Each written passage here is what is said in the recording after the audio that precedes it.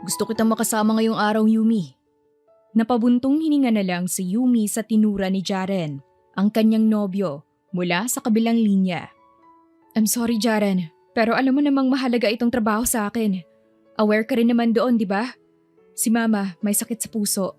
Nagme-maintain na siya kaya I need to work hard. Tugon ni Yumi sa nobyo habang naglalakad patungo sa The Vergara Estate, ang luxury hotel na pinagtatrabahuan niya bilang receptionist. Isang araw ka lang namang mawawala.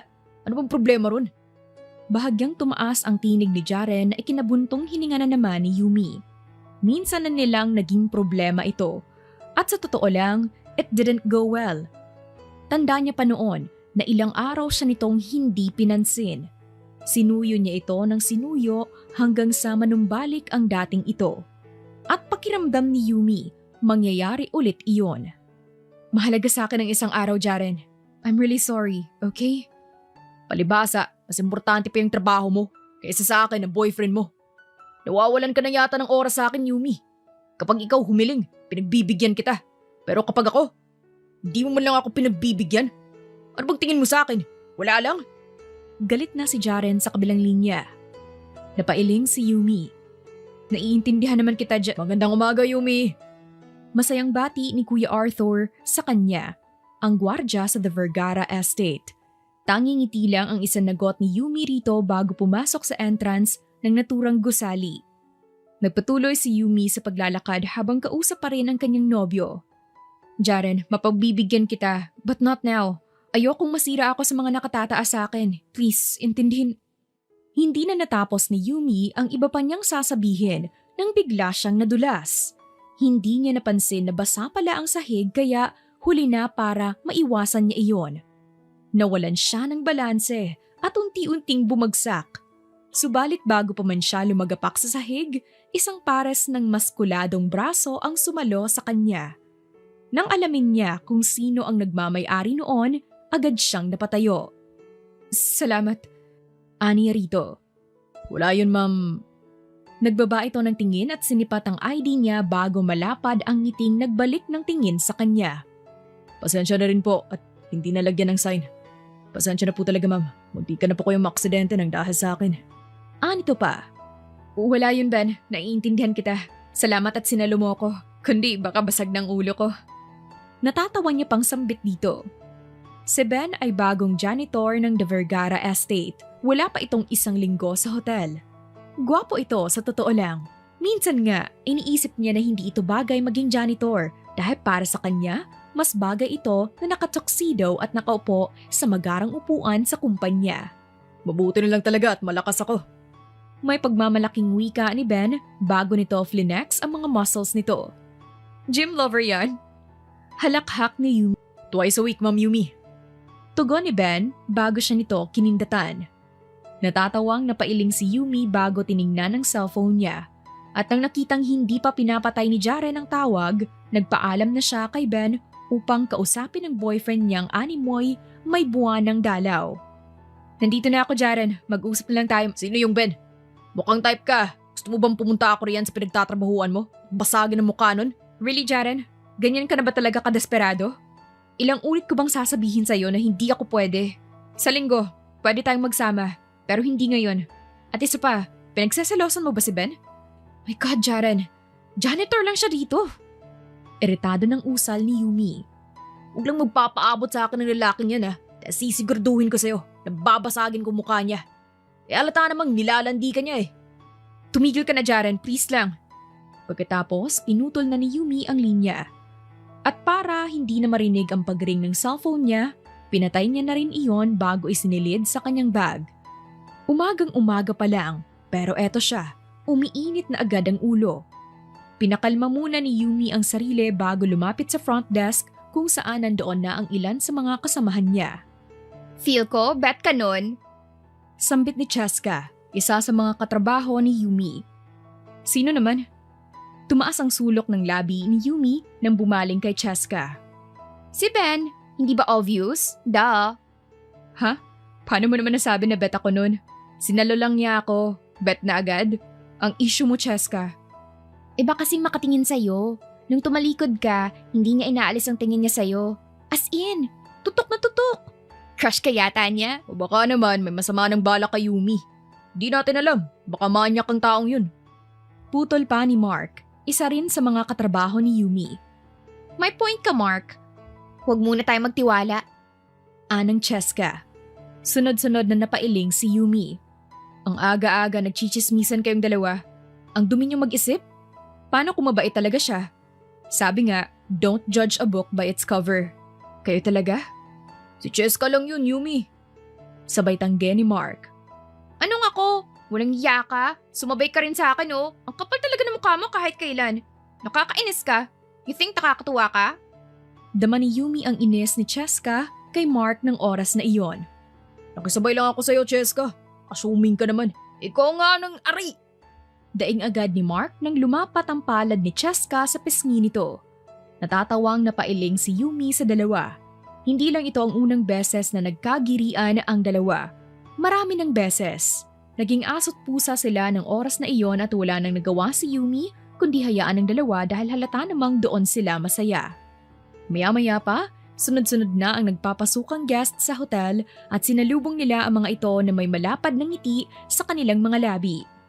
Good morning, ma'am and sir. Welcome to the Vergara Estate. How may I help you today? Nakangiting salubong ni Yumi sa mag-asawang magkasalikop ang mga kamay. Ang saya nilang tingnan. May mga edad na rin. Minsan, ini-imagine niya na ganoon silang dalawa ni Jaren. Pero dahil sa pag-uugali nito, parang malabo yatang mangyari yon. Nang matapos ang maghapong trabaho ni Yumi, naghanda na siya upang umuwi. Pero sa kalagitnaan ng paghahanda, biglang lumapit si Ben na may dalang tsokolate. Baka gusto mong iuwi ito, Ma'am Yumi. Nakangiting wika ni Ben bago nito ipinatong sa harap niya ang isang plastic ng mga imported chocolate. Ano ka ba, Ben? Nakita ko kanina. Ibinigay iyan sa'yo ng guest natin. Sa'yo yan. Bakit mo naman ibibigay sa akin? At isinukbit na niya sa kanyang balikat ang bag niya. Di kasi ako hilig sa mga tsokolate. Sakit lang sa ngipin ang aabutin ko kaya mas maiging sa'yo na lang. Ibigay mo sa pamilya mo. Tumikim ako ng isa, abay pagkakatamis. Hindi naman halatang Batanggenyo ka. Halakhak ni Yumi. Pero sige na nga, tatanggapin ko na. Salamat ah. Naku, wala yun, Ma'am Yumi. Mag-ingat ka pa uwi. Nakangiting tumango si Yumi. Ang sweet mo yata kay Yumi. Crush mo? Biglang singit ni Cheska. Huy Cheska, maghunos dili ka nga. Suway ni Yumi sa katrabaho. Agag, nagtatanong lang naman. Nakabusangot na sambit ni Cheska bago ibinalik ang atensyon kay Ben. Ano na? Crush mo talaga, no? Abay kung oo, then ngayon pa lang, sinasabi ko na... Umalis na nga tayo, Cheska. Nandyan na yung mga kapalitan natin. Very defensive ah. Ayaw mo bang malaman ni Ben na... Na ano? Nangingiting singit ni Ben kay Cheska. Wala yun, Ben. Huwag ka makinig kay Cheska. Atribida kasi tong... May boyfriend na si Yumi, Ben. Walang kaabog-abog na pag-amin ni Cheska. Nakagat na lang ni Yumi ang ibabang labi nang sabihin iyon ni Cheska. Marahan niyang ibinaling ang tingin kay Ben. Nakangisi ito. Animoy gustong tumawa. Wala naman akong masamang intensyon kay Ma'am Yumi. Gusto ko lang siyang maging kaibigan. Pero hindi mo siya crush? Ulit ni Cheska. Tumango si Ben na agad ikinabagsak ng mukha ni Cheska. Ganyan ang nangyayari sa pakialamera. Pang-aasar ni Mark pagdakay umalis na ito. Sa true lang, panggagatong pa ni Yumi bago sinundan si Mark. At bago tuluyang lumisan, nagpaalam pa siya kay Ben. Oo na, napahiya na ako. Mga warka kayo. Animoy, asar na wika ni Cheska na ikinailing na lamang ni Yumi at ikinahalakhak ni Mark. Hindi naman mahirap pakisamahan si Ben. Dahil sa halos araw-araw na nagkikita sila, mas naging close na silang dalawa.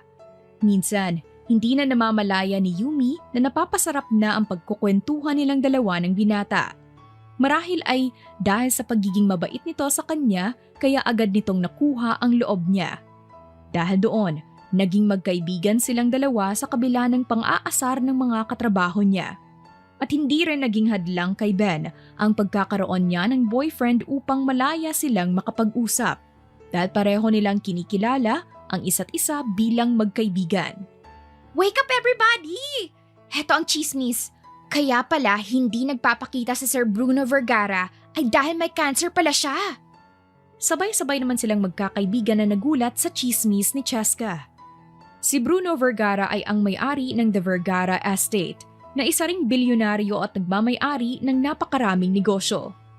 At saan mo naman nasagap yan, Aber? Usal ni Mark. Dito rin sa hotel. Balita pa raw na ipinamana na niya itong The Vergara Estate sa anak niya. Sino naman kaya yun? May anak ba si Sir Bruno? Kunot noong tanong ni Yumi. Ilang taon na ring nagtatrabaho si Yumi bilang receptionist at ni isang balita ay wala silang nabalitaan na may anak ang may-ari ng naturang hotel. Iyon ang hindi ko alam. Kibit balikat ni Cheska. Baka kwentong barbero mo lang yan, Ma'am Cheska. Maya-maya pa'y singit ni Ben. I agree. Sang-ayon ni Yumi. Ako rin. Kung totoo nga yung sinasabi mo, Cheska, edi sana alam na natin. Sang-ayon din ni Mark. Hindi ba pwedeng confidential? Ay, ewan. Oo na, talo na naman ako. Naghahalakhakan sila sa tinura nito. Ang bilis nitong makaramdam ngayon, simula nang mapahiya ito dahil hindi pala siya crush ni Ben. Mabuti na lang at aware na ito. Matapos ang chismis session nila, nag-focus na sila sa kanilang pagtatrabaho. At nang matapos sila sa kanilang shift, umuwi na rin sila. Ingat ka, Ma'am Yumi. Yumi na lang, Ben. Palagi naman tayong nag-uusap eh. Masyado ka namang magalang. Pasensya na. Sumusunod lang ako sa utos. Nga pala, gusto mo bang ihatid na kita sa sakayan mo? Hindi na, Ben. Mabilis na tangge ni Yumi sa binata. Kaya ko naman eh. Aniya pa. Okay, sige. If you insist. Wala na ako magagawa. Alay humulong ka na, tuwaring uulan. Tumango si Yumi bago nginitian si Ben. Nagpaalam na siya rito bago tuluyang lumabas ng hotel. At sakto namang sumakay siya sa jeep, biglang bumuhos ang ulan. Hindi siya pauwi sa kanila. Patungo siya ngayon kay Jaren. Hindi niya ito sinabihan na pupunta siya upang sorpresahin ito dahil matagal na rin ang nakalipas nang bisitahin niya ito sa apartment nito. Halos kalahating oras ang biyahe at nang makarating siya, bumaba na siya sa jeep. Mabuti na lang at tumila na ang ulan kaya nagpatianod na siya. Subalit pagbukas niya ng pinto, may mga mahihinang halinghing agad siyang narinig. Inisip niyang sa kabilang unit lang yon kaya nagpatuloy siya. Pero unti-unting nawasak ang puso niya nang makita ang mga nagkalat na damit sa lapag. Sinundan niya iyon hanggang sa makarating siya sa silid ni Jaren. Sana'y hindi ito ang iniisip ko, Jaren. Bulong niya bago itinulak ang pinto ng kwarto. At doon, bumulaga kay Yumi ang isang babae habang nakapatong kay Jaren. Ni isang saplot sa katawan ay wala sila at gumagawa ng kawalang hiyaan. Natutop ni Yumi ang kanyang mga labi bago tumakbo palabas. Yumi! Hiyaw ni Jaren. Subalit hindi siya nakinig. Nagpatuloy lang siya sa paglayo hanggang sa may pumigil sa kanya sa pamamagitan ng paghawak ng braso niya. Binawi niya agad iyon at pinatamaan ng palad ang pisngi nito. Hindi siya nagsisi, si Jaren iyon. Sakto ang palad niya sa makapal nitong mukha.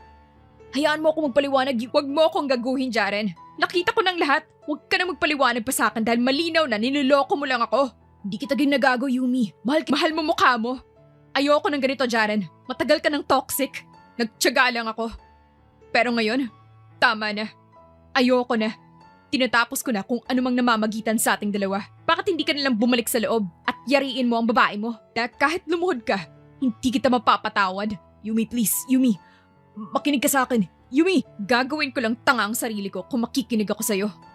Madiing litanya ni Yumi bago nagpatuloy sa pagtakbo palayo sa lalaking minsan niyang minahal. Nang makalayo at nang masiguro niyang hindi na siya nito makikita, dahan-dahan siyang napaupo sa lapag hanggang sa tuluyan siyang bumagsak. Kasabay ng pagbagsak ng katawan niya ay siya ring pagbagsak ng luha sa kanyang mga mata. Hindi inaasahan ni Yumi na gagawin iyon ni Jaren sa kanya. Umaasa siya na magiging maayos pa ang relasyon nilang dalawa sa kabila ng mga hindi magagandang nangyayari sa kanilang dalawa. Wasak na wasak ang puso ni Yumi ngayon at wala siyang ibang gustong gawin kundi ang umiyak ng sa gayon ay mailabas niya ang hinanakit ng puso niya. Ma'am Yumi? Sa gitna ng pagiging emosyonal ni Yumi, isang pamilyar na tinig ang nagpahinto sa kanya. Nang iangat niya ang kanyang mukha, bumungad si Ben. Nakamotorsiklo ito at halatang kakahubad lang ng suot na helmet. Mabilis na tinuyo ni Yumi ang kanyang mukha bago mapait itong nginitian. Ben, anong ginagawa mo rito? Kanyang tanong. Nag-aalalang bumaba si Ben sa motor nito bago lumapit sa kanya. Nagtatrabaho ako bilang rider, Ma'am Yumi. Nagkataon na may hinatid akong customer dito. Tapos, nakita kita. Anong nangyari, Ma'am Yumi? Bakit ka umiiyak? May problema ba? Mahinang tumawa si Yumi at sinubukang hindi ipahalata sa binata ang sakit na kasalukuyan niyang nararamdaman. Wala ito, Ben. Huwag mo na akong intindihin. Ayos na. Di ka ayos, Ma'am Yumi. Sa katunayan, kanina pa kita pinapanood. Iyak ka ng iyak. Hindi mo na kailangan magsinungaling sa akin. Dahil alam ko na may pinagdadaanan ka ngayon. Kung ano man iyon, baka pwede akong makatulong. O kung gusto mo, sumakay ka na lang sa akin. Ihahatid kita. Nako, hindi na. Ayos lang ako, Ben. Kaya ko ng sarili ko. O kung gusto mo, kain tayo. May nakita ko kaninang silugan. Mukhang masasarap ang tinda nila. Masaya pang alok ni Ben sa kanya. Natawa na lamang si Yumi ng sandaling iyon dahil kay Ben. Pakiramdam niya ay makokonsensya siya kung sakaling tanggihan niya ito. Ramdam niya ang pag-aalala nito sa kanya kaya wala siyang magawa kundi ang tumango bilang pagsang-ayon dito. At ngayon, nasa likod na siya ng binata na abala sa pagmamaneho ng motorsiklo nito. Ang sipag mo pala, no? Bukod sa janitor ka na, rider ka pa. Sayang yung oras na ilalaan mo sa akin. Oras mo na sana iyon para magtrabaho at kumita. Nako, Ma'am Yumi. Huwag mo nang isipin yan. Malakas ka kaya sa akin. Tugon ni Ben sa kanya. Natatawa na lang siyang napailing at hindi na pinansin si Ben. At makalipas ang ilang minuto, huminto sila sa harap ng isang silugan. At mahina agad na natawa si Yumi ng sandaling iyon. What a small world. Usal niya nang makababa sa motorsiklo ni Ben. Anong ibig mong sabihin, Ma'am Yumi? Untag ni Ben. Wala. Mabilis niyang sagot. Tara na, nagugutom na rin ako. Tumango si Ben kaya naman nagpatiuna na sila sa loob. Nang makapasok, umorder na sila. Wala nang balak si Yumi na ipaalam kay Ben na ang silugan na pinuntahan nila ay ang lugar kung saan siya madalas i-date ni Jaren. Kinimkim na lang iyon ni Yumi sa sarili kaysa sabihin kay Ben. Kita ko ang kalungkutan sa mga mata mo, Ma'am Yumi. Sambit ni Ben sa gitna ng pagkain nilang dalawa. Di ba sabi ko sa'yo, Yumi na lang? Masyado kang magalang sa akin. Sapat na sa akin ang Yumi, okay? Sige, Yumi. Alam kong wala ako sa posisyong magtanong pero nakipaghiwalay na ako sa boyfriend ko, Ben. Yung nakita mo ako kanina na umiiyak, dahil yan sa kanya. Pinuntahan ko siya sa apartment niya tapos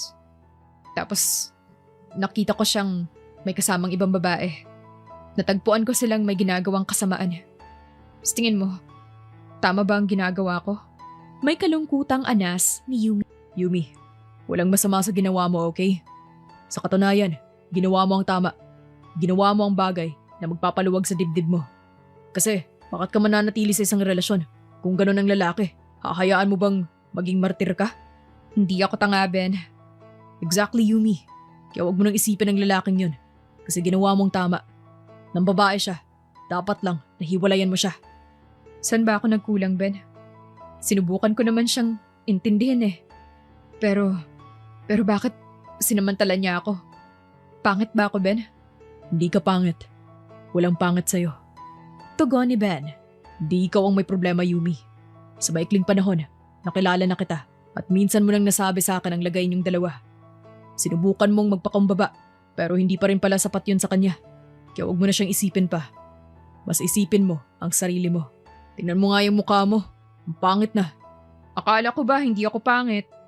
Nguso ni Yumi kay Ben. Well, pangit ka kapag umiiyak ka. Kaya kung ayaw mong maging pangit, huwag kang umiyak. Pang-aasar ng loko sa kanya. Sira ka talaga, Ben. Ang dami mong alam. Maganda kaya ako, no? Alam ko.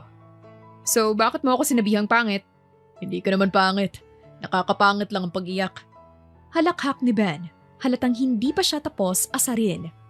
Sa inis ni Yumi sa binata, ibinaton niya rito ang lagayan ng tissue na agad naman itong nasalo. Nice catch. Nakaismid niyang wika bago tumayo. Oh, saan ka pupunta? Babalik ako. Sagot niya rito bago sandaling umalis. Pagbalik niya, may dala na siyang 4 na lata ng beer. Anong gagawin mo riyan, Yumi? Ano pa? Di iinom? Nakangising sagot ni Yumi kay Ben. Di naman sa lahat ng pagkakataon, madadaan sa alak ang bro. Gusto ko munang makalimot, Ben. Kahit ngayon lang. Please. Putol niya rito. Napabuntong hininga si Ben. Paano kapag nalasing ka?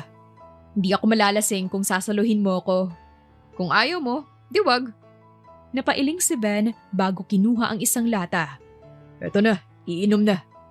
Binuksan nito ang lata sabay lagok. Maayos ka naman palang kausap eh. Sambit niya bago binuksan ang isa pang lata at lumagok din doon. Dahil sa tapang, gumuhit agad ang pait noon sa lalamunan niya na ikinahiyaw niya. Ogag ka, Jaren! Babaero ka! Inis na bulalas ni Yumi bago nagpatuloy sa pag-iinom. Chill, Yumi. Di ka mauubusan ng alak. Sambit ni Ben nang mapansin itong dire-diretso ang pag-inom niya. Hayaan mo muna ako, Ben. Gusto ko munang magpakalunod sa alak. Kung gusto mo, iwanan mo na ako rito. Wala naman akong pakialam kung mag-isa ako eh. Sa ginawa ni Jaren sa akin, dapat lang nakalimutan ko siya. Tila wala na sa hwisyong sabi ni Yumi dahil halos nauubos na niya ang laman ng alak at pakiramdam niya ay unti-unti na siyang tinatamaan noon. Napailing si Ben at hindi na nagsalita pa. Hinayaan na lang nito si Yumi na mag-inom. Lumipas pa ang oras. Tuluyan nang nilamon si Yumi ng espirito ng alak. Maingay na ito. Minsan tumatawa, minsan umiiyak. Kung si Yumi ay lasing na, si Ben naman ay hindi. Dahil pasimple niyang tinatapon ang beer niya para akalain ng dalaga na umiinom siya. Ayaw ni Ben na malasing dahil walang mag-aasikaso rito kung pareho silang lango sa alak. Tama na, Yumi. Nakarami ka na. Nang hahaklatin na ni Ben ang hawak nitong beer, agad nitong iniiwas ang kamay. Ano ba, Ben? Hayaan mo na nga ako. Di ba't sabi ko naman sa'yo? Iwan mo na lang ako rito. Wala sa sariling bulalas ni Yumi bago ito lumagok sa hawak. Wala namang tayo. Akala mo naman kung sino ka. Sabay halakhak nito. Napailing na naman si Ben. Hindi na siya nagsalita pa. Lumalim na ang gabi at magsasarado na ang silugan. Kaya inakay na nito si Yumi kahit labag dito. Anong gagawin mo sa akin, kidnapper, ha? Tumatawang tanong ni Yumi sa binata. Sa lugar kung saan alam kong ligtas ka. Pwede, wow! At humalakhak na naman siya na ikinailing na naman ni Ben. Hindi na alam ni Yumi ang mga sumunod na nangyari sapagkat unti-unti nang bumigat ang talukap ng mga mata niya hanggang sa makatulog na siya. Pero bago pa man siya mawalan ng diwa, naramdaman niyang binuhat siya ni Ben at inilapag sa malambot na bagay. At nang sumapit ang kinabukasan, natagpuan ni Yumi ang sarili sa loob ng isang kwarto na matatagpuan sa mismong hotel na pinagtatrabahuan niya sa The Vergara Estate. Napuno agad ng mga katanungan ng isip niya ng sandaling iyon. Wala siyang naalala sa nangyari kagabi. Ang huling niya lang naalala ay kasama niya si Ben sa silugan. Gayunpaman, kahit masakit ang ulo, lumabas pa rin siya ng kwarto bitbit ang kanyang bag na nasa tabi lang niya nang magising siya. Buo pa naman ako. Pero anong nangyari? At sino ang nagdala sa akin dito? Tanong ni Yumi habang nakasakay sa elevator. Nang bumukas iyon, dadakuin na sana niya ang exit nang may humiyaw sa pangalan niya. At nang balingan niya iyon, nakita niya si Ben sa di kalayuan. Sandali niya itong tiningnan bago naglakad palapit dito. Anong nangyari kagabi, Ben? Magkasama tayo, di ba? Paano ako nakarating sa hotel? Nag-check-in ba ako? Imposible naman kasi lasing... Dinala kita rito kasi naisip ko na mas mabuting dito ka na lang magpalipas ng gabi. Hindi ko alam kung saan ka dadalhin kaya dito na lang. Ano? Bakit dito? Alam mo bang mahal dito? Iniwan mo lang sana ako, Ben. Binawas ko na lang sa sweldo ko, Ma'am Yumi. At isa pa, hindi ko kakayanin na iwanan ka ng mag-isa. Hindi alam ni Yumi ang sasabihin ng sandaling iyon. Hindi niya alam kung matutuwa ba siya o magagalit sa binata dahil sa pagmamalasakit nito sa kanya. Naiintindihan niya na concerned ito, pero paano naman ang pera nito na dapat ay para sa pamilya nito? Babayaran kita, Ben. Hindi na, Ma'am Yumi. Anong hindi? Hindi pwede, Ben. Alam kong mahalaga sa'yo ang trabahong ito. Kaya babayaran kita sa ayaw at sa gusto mo. Pagpupumilit ni Yumi sa binata bago kinuha ang pitaka niya sa kanyang bag. Subalit nang buksan niya ito, 100 piso na lang ang nakita niya sa loob. Nangingiti siyang nagbalik ng tingin kay Ben at kagat-labi itong pinagmasdan. Utang pala muna, Ben. Wala na pala akong pera. Naibigay ko na pala sa pamilya ko. Natatawang umiling si Ben. Sabi ko kasi sa'yo, wag na. Wag mo nang isipin yan, Ma'am Yumi. Ayos lang sa akin, okay? Pero What's the meaning of this? hindi pa man natatapos si Yumi nang umalingaw-ngaw agad ang pagiging tsismosa ni Cheska. Magandang umaga po, Ma'am Cheska. Nakangiting bati ni Ben dito. Good morning din, Ben. Ano to? Umagang-umaga naglalandian kayo ni Yumi? Wika ni Cheska. Umiling si Yumi. Ikaw talaga, masyado kang madumi mag-isip, Cheska. Di ako makakapasok ngayon. Uuwi na ako. At naglakad na siya palabas ng hotel pero sinundan siya ni Cheska. Hoy, te, anong nangyari? Habol nito. Bumuntong hininga si Yumi bago humarap kay Cheska. Hiwalay na kami ni Jaren. Imporma niya. Umawang ang bibig ni Cheska. Bakit naman? Bukas ko na ikukwento, Cheska. Masyadong komplikado. Gusto ko munang magpahinga. At gusto ko na rin kalimutan ng lalaking yun. Pagkatapos, nagpatuloy na si Yumi sa paglalakad. Dire-diretso siya hanggang sa makasakay siya sa jeep. Nagkataon na nagpatugtog ang driver ng jeep ng mga malulungkot na kanta, kaya nadala agad si Yumi. Kaya habang bumabiyahe, umiiyak siya at hindi na alintana sa kanya ang mga pasaherong nakatanaw sa kanya. Mailabas lang ang sakit na nararamdaman niya. Makaraan ng ilang araw, hindi pa rin maghilom-hilom ang pusong sugatan ni Yumi. Ma'am, I'm really sorry po, pero wala po talaga sa system ang reservation niyo. Wala rin pong record sa pangalan niyo. Pwede ko po bang malaman kung anong number ang ginamit niyo sa pag-reserve? Mahinahong paliwanag ni Yumi sa bisitang galit na galit. Ano to?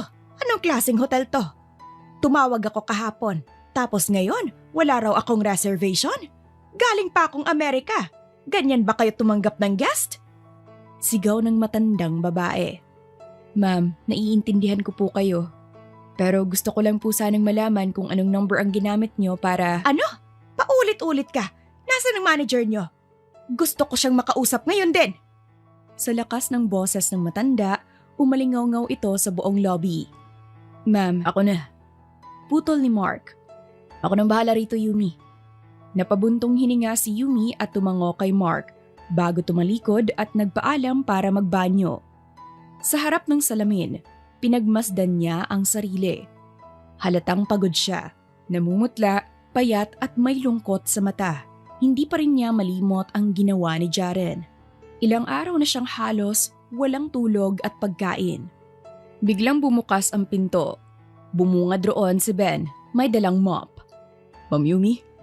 Ngumiti si Yumi ng pilit. Hi Ben. Lumapit si Ben at tumingin sa refleksyon niya. Kamusta ka na? Ganon pa rin. Sagot ni Yumi na may pilit na tawa. Matagal ka nang hindi ngumingiti. Iniisip mo pa rin ba? Mahirap kalimutan. Pero naalala ko yung gabing nagsilog tayo. Sabi mo, pangit daw ako pag umiiyak. Biro lang yun, mami. Kaya hindi ako umiiyak mula nun. Ayoko maging pangit. Grabe ka naman, sineryoso mo. Bakit? Gusto mo ba ako makitang umiiyak? Ayoko. Nasasaktan din ako para sa'yo. Huwag mo na siyang isipin. Kapag stress ka, baka hindi ka na magustuhan ng mga guest. Sira ka talaga. Ani Yumi, sabay hampas ng mahina sa dibdib nito. Iniisip lang kita, Ma'am Yumi. Bakit mo naman ako iniisip? Kasi kaibigan kita. Siyempre, ayokong kainin ka ng lungkot. Napangiti si Yumi. Sa presensya ni Ben, kahit saglit, nakakalimutan niya si Jaren. Salamat Ben. Hindi ko alam kung paano ako makakabangon kung wala ka. Wala yun. Basta kung kailangan mo ako, nandito lang ako. Tumango si Yumi at lumabas ng CR. Pagbalik niya sa front desk, sinabi ni Mark na may demensya pala ang matanda at tumakas lang pala ito sa pamilya. Mabuti raw at sinundo na rin. Guys, may bago tayong manager! Sigaw ni Cheska habang hawak ang dibdib. Saan mo naman nakuha yan? Ani Mark. Nung una, may cancer daw si Sir Bruno. Ngayon, bago na raw ang manager. Totoo yon. Maganda raw at sexy pa. Tapos tumingin si Cheska kay Mark. Uy, tinitigasan. Pang-aasar niya. Ang bastos mo, Cheska. Inis na sabi ni Yumi sabay alis sa kanila. Narinig niya ang paghalakhak ni Cheska habang si Mark naman ay inaalam kung sino ang bagong manager. Mukhang interesado talaga ang loko. Sunod-sunod na lamang na napailing si Yumi at hindi na pinansin ang dalawa. Maya-maya, isang babaeng naka-shades ang lumapit sa front desk. Pangmodelo kung maglakad. Nang makalapit, hinawi nito ang buhok at tinanggal ang shades. Napatigil si Yumi. Para siyang sasabog sa pagkabigla. Kilalang kilala niya ang babae. Hi, I'm Jane Sullivan, the new manager of the Vergara Estate. Pakilala nito. Naikuyom ni Yumi ang kamao. Si Mark naman halos matulala. Hindi siya maaaring magkamali. Ito ang babaeng nahuli niyang kasama ni Jaren sa kama. Anong ginagawa mo rito? Tanong ni Yumi. Hindi makapaniwala. Oh, it's you, my boyfriend's mistress. Ani Jane na parang walang pakialam. Ano? Ako? Kabit? Gulat na tanong ni Yumi. Oo. Sabi niya sa akin 3 months na raw kayong wala. So, wag mong i-claim na ikaw ang girlfriend. Kasi sa totoo lang, ikaw talaga ang kabit. Ani Jane na may pang-aasar pa. Galit na lalabas na sana si Yumi sa likod ng front desk. Pero agad siyang pinigilan ni Cheska at Mark. Tumawa si Jane. Don't worry, hindi ito makakaapekto sa trabaho mo. Basta gawin mo lang ang trabaho mo ng maayos, hindi ka matatanggal. Bye! At kahit pa papaalis na, nakangisi pa rin ito. Nagpumigla si Yumi at umupo ng pabagsak sa silya.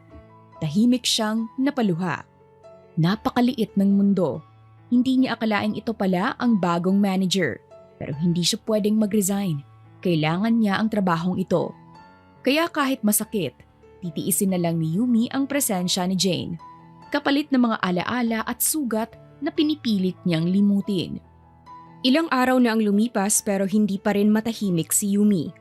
Walang ginawa si Jane kundi inisin siya. Tila sinasadya nitong iparamdam na kaya siya niloko ni Jaren ay dahil sa mga pagkukulang niya. Hindi na lang siya pumapatol dahil ayaw niyang masira ang reputasyon. Kahit gigil na siya, tinitiis niya. Umagang-umaga, nakasimangot ka na naman, Ma'am Yumi.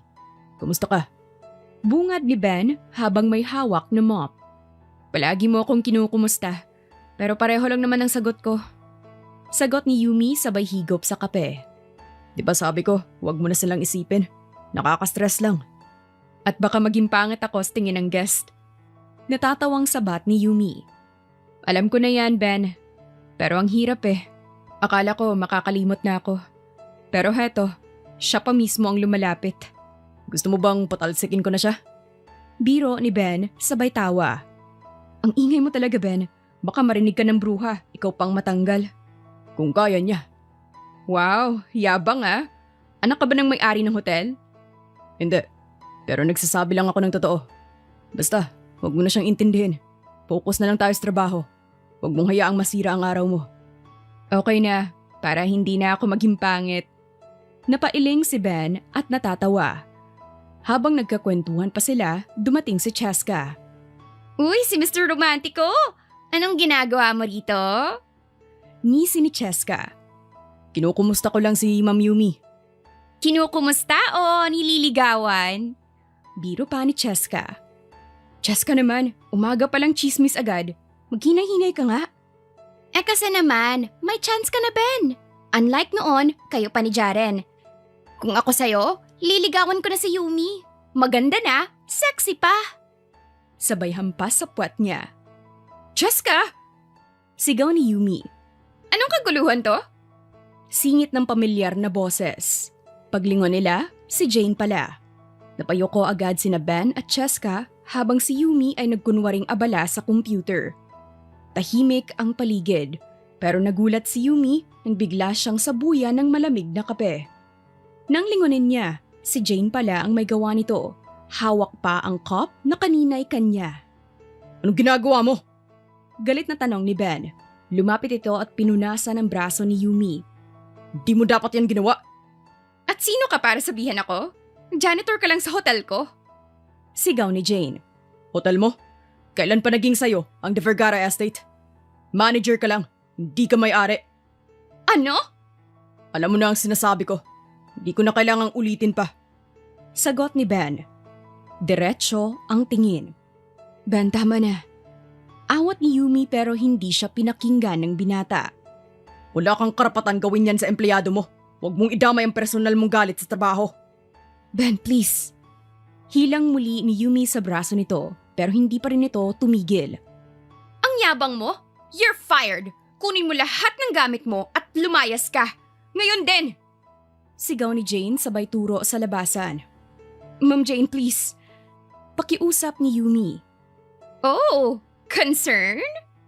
Tanong ni Jane tila inaasar pa siya. Hindi niya deserve matanggal. Gagawin ko ang kahit ano. Huwag mo lang siyang tanggalin. Anything? Tanong ni Jane sabay kagat sa labi. Tumango si Yumi. Anything po. Halikan mo ang paa ko. Pero dapat gumapang ka papunta sa akin. Wala nang tanong-tanong. Luluhod na sana si Yumi nang pigilan siya ni Ben. Pero binawi niya ang kamay niya at gumapang pa rin. Hiyang-hiya siya pero tiniis niya dahil ayaw niyang matanggal si Ben.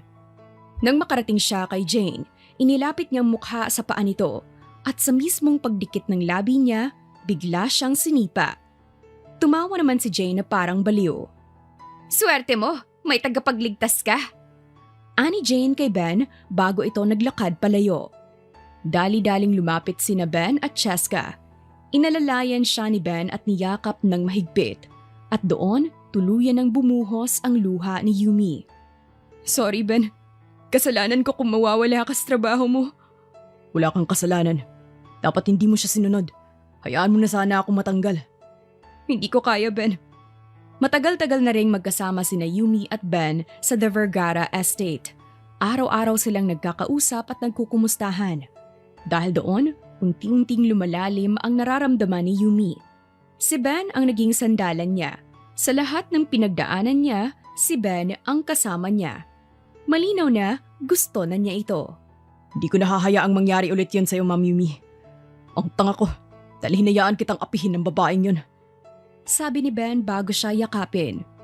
Tahimik lang si Yumi habang si Cheska nakatingin lang sa kanila. Nagtataka kung magkaibigan lang ba talaga ang dalawa o may iba na. Hoy! Gusto mo na ba si Ben?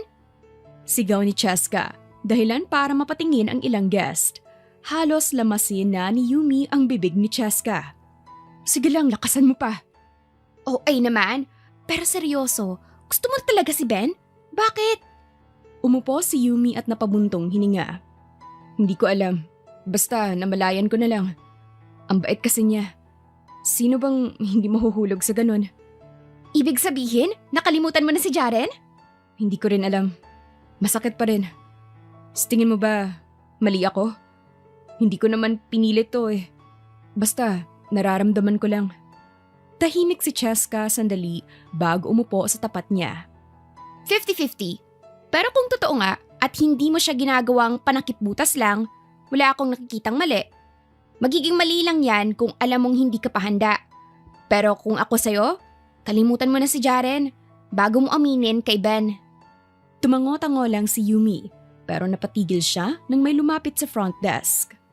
Speaking of, paano ko siya makakalimutan kung nandito siya? Inis niyang bulong. Si Jaren? Anong ginagawa niya rito? Gulat na tanong ni Cheska. Oo, si Jaren nga, ang manloloko niyang ex. Nasaan si Jane? Gusto ko siya makita. Malamig na sabi ni Jaren habang humihit-hit ng vape. Bawal yan dito. Sa labas ka mag-vape. Awat ni Yumi. Dalin mo ako sa kanya at huwag mo akong sawayin. Sino ka ba? Pang-aasar pa ni Jaren. Biglang sumulpot si Ben sa likod niya. Ma'am Yumi, anong meron? Ben, huwag ka nang makisali dito. Umalis ka na lang. Aba, ikaw palang janitor na palaging kasama ni Yumi. Alam mo bang ikaw ang dahilan kung bakit ako nagloko? Abang miss na miss ko na siya. Ikaw naman ang kalandian niya. Ano ba, Jaren? Sigaw ni Yumi sabay pigil sa kamay nito. Dito ka pa talaga mag-e-eskandalo? Ayaw mo bang malaman ng lahat na kayo ang dahilan? Kaya ako naghanap ng iba? Boyfriend mo pa nga ako nun eh. Habang ako, nagmamakaawa na magkaayos tayo. Ikaw naman, may iba nang nilalandi. At biglang sinuntok ni Jaren si Ben. Natumba ito sa sahig. Napasigaw naman si Yumi palapit dito. Sinubukan niyang pigilan si Jaren pero walang epekto. Sunod-sunod ang suntok ni Jaren pero nang makabawi si Ben, lumaban ito. Nagpambuno sila. Umiiyak naman si Yumi at nanginginig sa kaba habang pinipigilan ang dalawa. Kahit ang mga gwardya, hindi kayang awatin sila. Hanggang sa isang putok ng baril ang umalingaw-ngaw. Napatingin silang lahat kay Jane. May hawak itong baril, nakatutok sa sahig.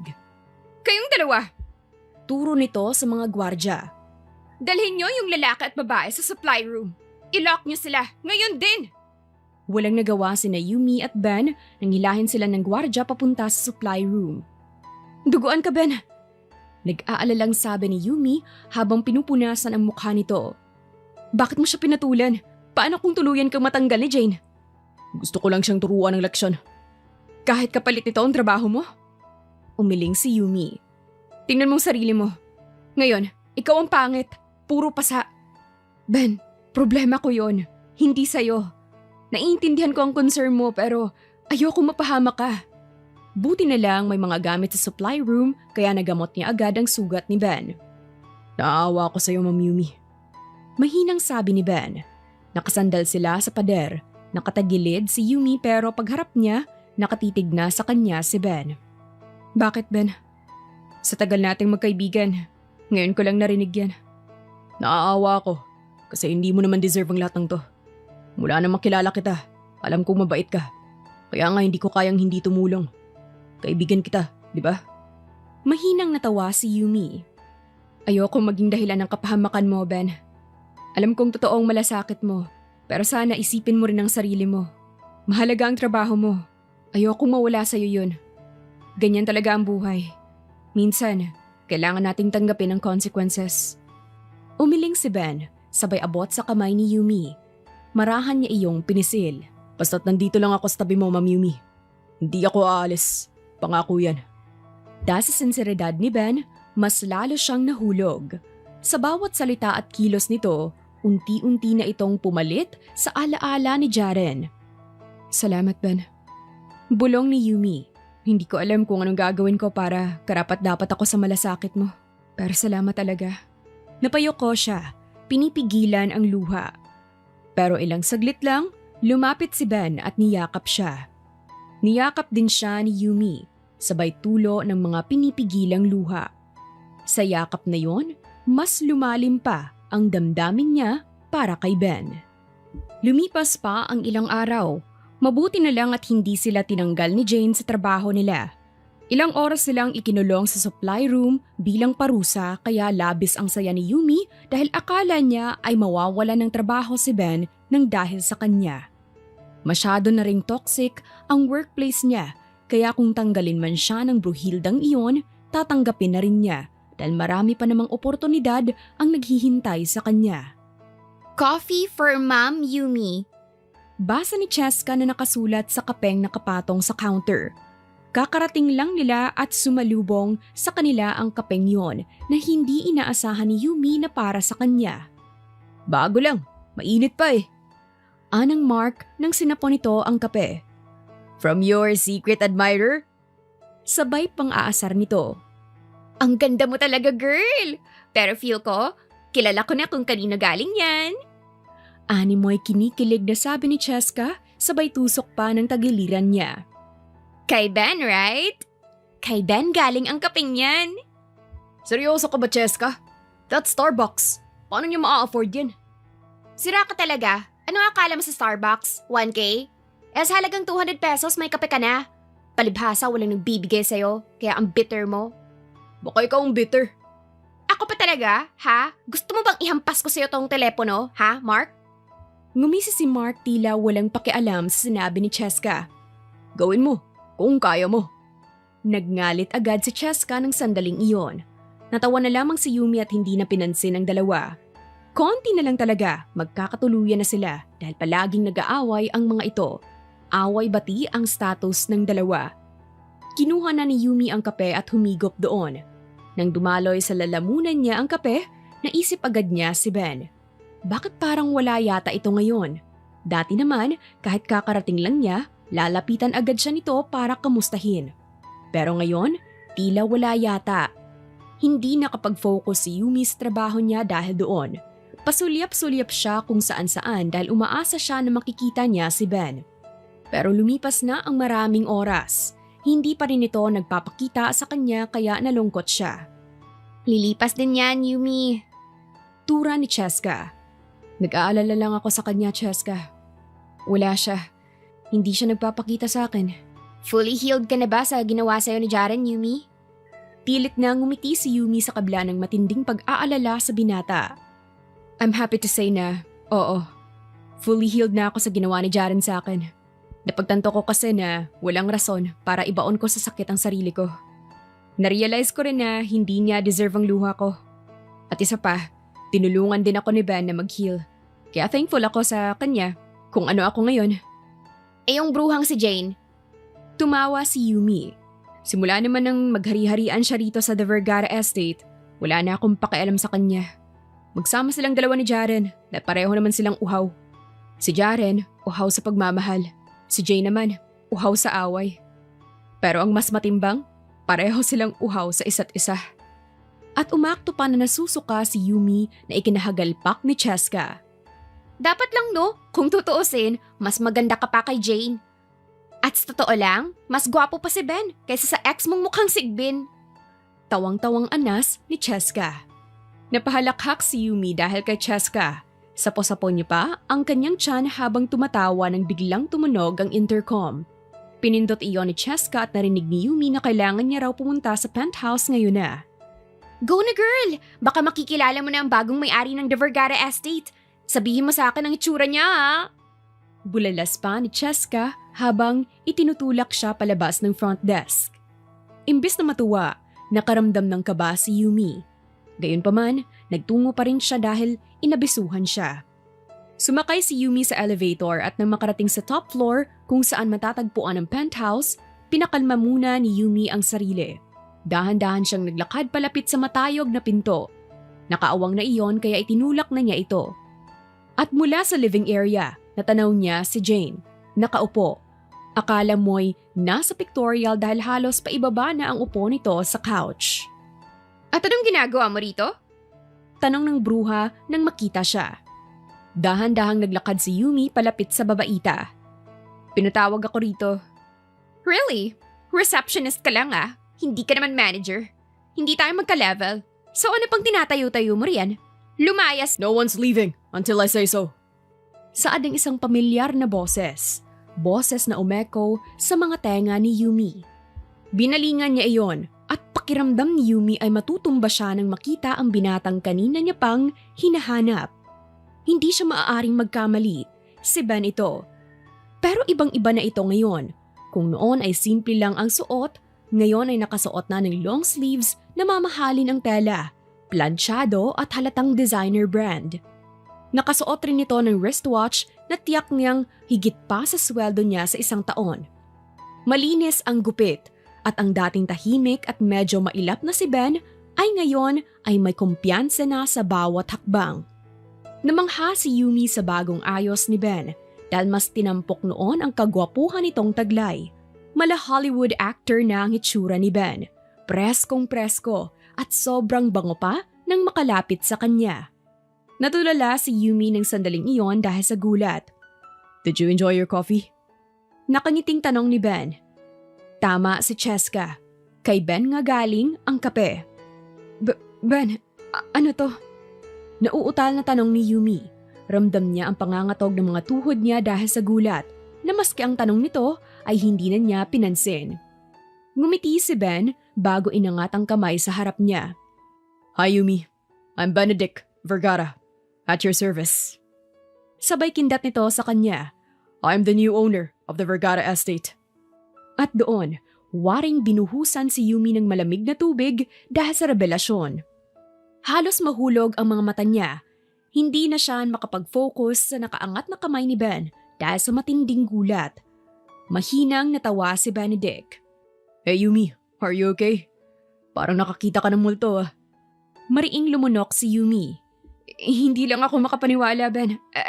Sir Benedict. Ikaw po ba talaga yan? Ang laki ng... Sir Benedict, huwag niyo po akong tanggalin sa trabaho. May utang pa po akong kailangang bayaran. Kailangan ko po ang trabahong ito, kaya please, huwag niyo po akong tanggalin. Nagkamali po ako. Hindi na po yun mauulit, promise? Si Jane na biglang yumakap sa mga binti ni Benedict habang umiiyak pa. Puwersahang tinanggal ni Benedict ang mga nakayakap na braso ni Jane sa mga binti bago bahagyang lumayo rito. Too late, Jane. Matagal akong nagtiis sa walang kwenta mong pamumuno sa hotel ko. I gave you a chance. Pero hindi mo ipinakita na karapat-dapat kang maging manager ng The Vergara Estate. I'm not sorry. Dahil sa pag-uugali mo, you'll receive the consequences that will surely ruin your life. It's your chance, but you didn't give anything. Instead, you gave pain, not to me, but to Yumi. Umalis ka na sa hotel ko. Kung ayaw mong ako pa mismo ang kumaladkad sa'yo palabas. Kalmadong bulalas ni Benedict kahit galit. Sir, nakikiusap po ako. Hindi ko naman po alam na kayo po ang bagong may-ari ng hotel. Nagkamali po ako. Bigyan niyo po ako ng chance, please. Para ipakita na ako dapat ang maging manager ng The Vergara Estate. Please, Sir Benedict. Patuloy na pagmamakaawa ni Jane. Ngumisi si Benedict. I don't give a second chance. Because from now on, Yumi Legaspi is the new manager of my hotel, of The Vergara Estate. Kahit umiyak ka ng dugo, hindi kita pagbibigyan. Halos malaglag ang panga ni Yumi sa narinig kay Benedict. Natutop niya ang kanyang bibig ng sandaling iyon habang si Jane ay patuloy pa rin sa pagmamakaawa. Pero hindi ito pinakinggan ni Benedict. Hindi naglaon, wala nang nagawa ang Bruhilda. Luhaan itong lumabas ng penthouse kaya silang dalawa na lang ni Benedict ang naiwan sa loob. Anong sinasabi mo, Sir Benedict? Anong ako ang bagong manager ng hotel? Ngumisi si Benedict. Don't sir me, Yumi. Ato, ikaw ng bagong manager. Why? Because you're promoted and... Dahan-dahang lumapit si Benedict sa kanya at inilapit nito ang mukha sa mukha niya. Ilang segundo siya nitong tinitigan bago nagpatuloy sa pagsasalita. And I love you. Pag-amin pa nito at walang pasabing sinunggaban siya ng halik, ng mapusok na halik. Nanlaki ang mga mata ni Yumi dahil sa ginawa ng binata. Gulat man, hindi niya ito nagawang itulak palayo. Imbes, hinayaan niya ito hanggang sa lumalim na ang paghahalika nilang dalawa ni Benedict. Maya-maya pa si Benedict na mismo ang humiwalay sa kanya. Itinoon nito ang noo sa noo niya bago mahigpit na ginagap ang mga kamay niya. Animoy wala na itong balak na pakawalan siya. Mahal mo ako, Benedict? Tanong ni Yumi sa binata. Gusto niyang makasigurado. Paano? Bakit? Sa paanong paraan mo ako minahal? Mahinang tumawa si Benedict bago humiwalay sa kanya. Isa lang. Minahal kita dahil sa kung sino ka. Nang araw na makita kita, I was amazed by your beauty. Natulala ako kasi parang anghel ka sa mga mata ko. Since then, naging interesado na ako sa'yo. Hanggang sa tumagal, nagkaroon na ako ng ibang pakiramdam. Sa tuwing makikita kita, wala akong ibang hangad kundi masiguradong maayos ka. Kasi ayoko makita kang nahihirapan. Masasaktan lang ako. Mahal kita, Yumi, and I hope matanggap mo ako despite what I did. Tikom si Yumi ng sandaling iyon habang matamang nakatingin sa mga mapupungay na mata ni Benedict. Halos 1 minuto siyang walang imik bago nagsalita. Bakit ka nagpanggap bilang janitor when in fact, ikaw na pala ang bagong may-ari ng hotel na ito? Bakas sa boses ni Yumi ang pagtataka. Mapait nang ngumiti si Benedict bago ito umayos ng upo sa harap niya. Nang ibigay sa akin ni Daddy itong hotel, I made sure a thing. Yun ay dapat professional ang mga empleyado sa hotel na ito. So, nagpanggap ako bilang janitor para makita ang bawat isa rito. Para obserbahan ang ugali niyo. And it started with you, Yumi. Since day one, wala kang ibang ipinakita sa akin kundi kabaitan. You're also a professional despite being hurt by a bastard. Anito bago mahinang tumawa. Kahit palagi kayong nagchichismisan ni na Cheska at Mark, okay lang sa akin. Basta't makita lang kita na masaya ka sa kanila. There's no reason for me to fire you at all. Only Jane. Dahil ayoko manatili sa hotel ko, ang taong patuloy na nagpapasakit sa'yo. Dagdag pa ni Benedict. Hindi na namalaya ni Yumi na namalisbis na pala sa mga mata niya ang luha. Hinayaan niya na lamang iyon habang patuloy na nakangiti. Hindi ako makapaniwala, Benedict. Para akong nananaginip. Dati, manghang-mangha ako dahil sa kasipagan mo. Tapos ngayon, malalaman ko na ikaw pala ang bagong may-ari ng The Vergara Estate. Wow! At bahagya siyang tumawa. Pero salamat, Benedict ha. Salamat sa pagiging mabait mo sa akin. At sa totoo lang, walang rason para maging masungit ako sa trabaho ko. Pumasok ako rito dahil sa pangangailangan ko. And one thing na palagi kong sinusigurado ay dapat profesional ako kahit anong mangyari. Aniya pa bago sinapo ang pisngi ng binata. Tanggap kita, Benedict. May sense naman ang pagpapanggap mo. May mga natutuhan din ako sa ginawa mo. Gamit ang mga hinlalaki ni Benedict, hinawi nito ang luha sa magkabila niyang pisngi. I love you, Yumi. Will you accept me in your life? Huwag kang mag-alala. Hindi ko ipaparanas sa'yo ang ginawa ng ex mo. Natawa si Yumi sa tinura ng binata. Mataman niya itong pinakatitigan sa mga mata bago sandaling siniil ng halik ang mga labi nito. Nang humiwalay siya, bumuntong hininga siya upang magkaroon ng lakas ng loob na aminin ang matindi niyang pagmamahal dito. Nang magkaroon ng sapat na lakas, doon na siya nagsalita. Mahal kita, Benedict. Ewan ko ba, dahil sa mga ipinapakita mo sa akin, unti-unti na akong nahulog sa'yo. Magkaibigan lang tayo, pero hindi ko na malaya ng sarili ko na gusto ko pang mas payabungin iyon. Gusto ko, more than friends tayo. Ipinakita mo sa akin ang totoong definisyon ng pagmamahal. At araw-araw, ipinaparamdam mo iyon sa akin. Kahit sa simpleng pag-uusap natin, nadadagdagan ang nararamdaman ko para sa'yo. Kinalimutan ko na ang ex ko, Benedict. Wala nang rason upang isipin siya dahil nandito ka na naman. Taos-pusong sambit ni Yumi. May utang pa pala ako sa'yo. Natatawa niya pang anas nang maalala ang utang niya kay Benedict. So all this time, we have the same feelings? Tumawa si Benedict. Damn it. Dapat noon pa lang, sinabi ko na sa'yo na gusto kita. But I was scared kaya inilihim ko pa. But don't worry. Hindi mo mararanasan ang ipinaranas niya sa'yo. I will treat you better and love you forever. At yung utang mo, you don't need to pay it dahil nabayaran mo na ako. Ha? Kailan kita nabayaran? Ngayon.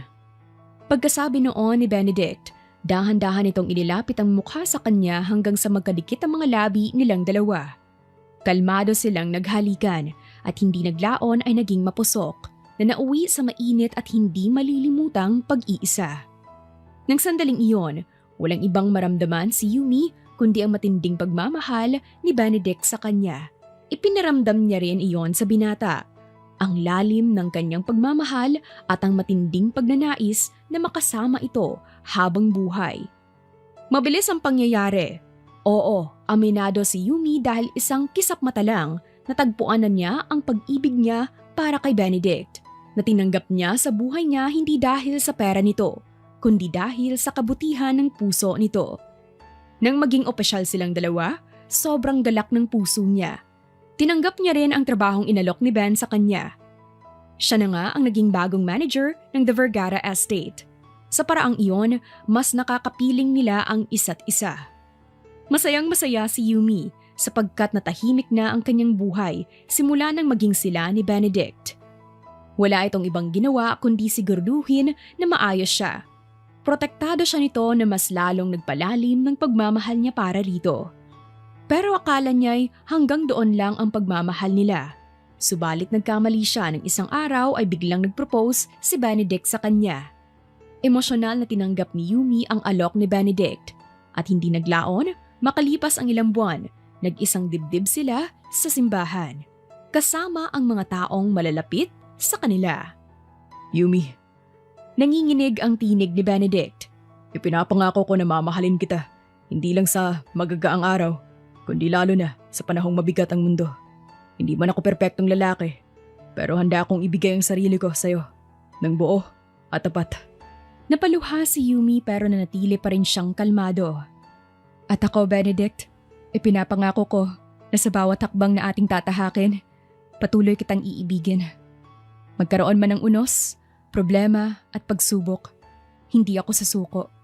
Sa hirap at lungkot, sa bawat tagumpay at pagkatalo, hawak ko ang kamay mo ng buo at habang buhay kitang pipiliin, Benedict. Pareho na silang luhaan, napayakap sila sa isa't isa at nang i-anunsyo na ng pari na pwede na siyang halikan ni Benedict, dahan-dahan itong inangat ang belo sa harap ng mukha niya at walang ano-ano'y siniil siya ng halik. Nagpalakpakan ng mga bisita ng sandaling iyon. Iyon na ang simula ng habang buhay na pangako, hindi lang sa harap ng Diyos, kundi sa mga araw-araw na isusulat nilang dalawa. Nang magkasama bilang mag-asawa. Emosyonal na napangiti si Yumi. Nagkatitigan silang mag-asawa. Nang may pangako sa kanilang mga mata na kahit gaano pa kahaba ang buhay at kalupit ang mundo, sila at sila pa rin. Ilang buwan ang nakalipas. Nasaan na ba si Benedict? Sigaw ni Yumi habang pababa sa hagdan at sapo-sapo ang kanyang maumbok na tiyan. Anak, anong nangyayari sa'yo? Sa lubong ng mama niya. Si Benedict ma. Umalis. Bibisitahin niya sa sementeryo ang ama mo. Ano bang, Diyos ko, ang panubigan mo? Pumutok na! Nanlaki ang mata ng mama niya nang makitang dumadaloy na sa mga binti niya ang tubig. Bigla namang napaiyak na napadaing si Yumi dahil pakiramdam niya ay isang ere na lang, lalabas na ang nasa sinapupunan niya. Sandali, tatawagan ko si Fernan. Dali-daling tumakbo ang mama niya palabas ng bahay at nang bumalik ito, kasama nito si Fernan na driver nila. Inakay siya nito patungo sa kotse at nang makasakay, dali-daling nito iyong pinaharurot patungo sa ospital. Hingal na si Yumi sa likuran habang pinapakalma siya ng mama niya. Pero hindi siya mapakali. Tagaktak na siya ng pawis. Bakit naman kasi kung kailan manganganak na siya? Tsaka naman wala ang asawa niya. Maya-maya pa, nakarating na rin sila sa ospital. Isinakay siya sa wheelchair at dinala sa delivery room kung saan sunod-sunod na humiyaw si Yumi upang ilabas sa kanyang tiyan ang hindi lang isa o dalawang sanggol, kundi 3. Hirap na hirap siya dahil sa sakit na nararamdaman niya. Pakiramdam niya ay sinaksak siya dahil sa hapding nararamdaman ng kaibuturan niya. Hindi madali ang pinagdaanan ni Yumi ng sandaling iyon. Pagkalabas ng huling sanggol, nahimatay siya. At nang magising siya, kasama na niya sa kwarto ang mama niya at ang triplets nilang anak ni Benedict. Pero agad na napakunot noo si Yumi nang makita ang asawa sa sofa. Walang malay. Ma, anong nangyari kay Benedict? Nako anak, nahimatay ang asawa mo nang makita niyang triplets ang anak niyo. Hindi mo ba sinabi sa kanya na 3 ang anak niyo? Natatawang napailing si Yumi. Gusto ko po siyang isurprise, ma. Hindi ko naman po inaasahan na ganyan namang, "Oh my God, honey! Thank God you're awake!" Si Benedict na nagising na pala. Dali-dali itong lumapit sa kanya at mahigpit siyang niyakap. Hinalik-halikan pa nito ang ulo niya. Ramdam ni Yumi ang pag-aalala ng asawa ng sandaling iyon na ikinatawa na lang niya. May naisip ka na bang pangalan nila? Nila? Kunot noong tanong ni Benedict bago bumaling sa 3 bassinet sa tabi niya kung saan mahimbing na natutulog ang mga anak nila. So it's real? 3 nga ang anak natin? Holy moly! At sa ikalawang pagkakataon, nahimatay na naman si Benedict. Ma, tumawag ka ng nurse. Kalalaking tao, nervyosin. Natatawang sambit ng mama niya bago ito dali-daling lumabas ng kwarto para tumawag ng nurse. Hindi alam ni Yumi kung matatawa ba siya o maaawa sa asawa. Pero dahil mukhang hindi ito makakausap at patuloy na mahihimatay, siya na ang nagdesisyon sa mga pangalan ng kanilang mga anak. Pinangalanan niya ang mga ito na Yuden, Yuben at Yudrik, mga kombinasyon ng pangalan nilang mag-asawa. Wakas! Hello po! Maraming salamat po sa pakikinig sa mga kwento ng Dear Selen. Shoutout muna tayo sa ating mga masisipag na listeners na sina Maria Cristina Autinco from Israel, Miss Angel from Hong Kong, Jovita Tahardon from Vienna, Austria, Marley Lumpas from Batangas, Fatima Liba from Iceland, Jesus Jalicame from Ordaneta, Pangasinan, Presi Dizon from Rosario, Batangas, Perry Winky from Taiwan, Maritas Magsayo from Calamba City, Laguna, at Rosemary Adranida Honda from Camarines Sur. Tara, sabay-sabay po tayo sa pakikinig sa iba pang mga kwento ng Dear Selen.